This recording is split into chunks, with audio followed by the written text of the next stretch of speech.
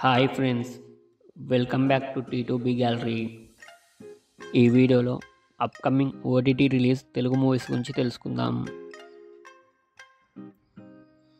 విందు భోజనం జూన్ 28న ఆహాలో స్ట్రీమింగ్ కానుంది. సివిల్ వార్ జూన్ 28న అమెజాన్ ప్రైమ్లో స్ట్రీమింగ్ కానుంది. టర్బో జూలై 5 లేదా 12న సోనీ లివ్లో స్ట్రీమింగ్ కానుంది.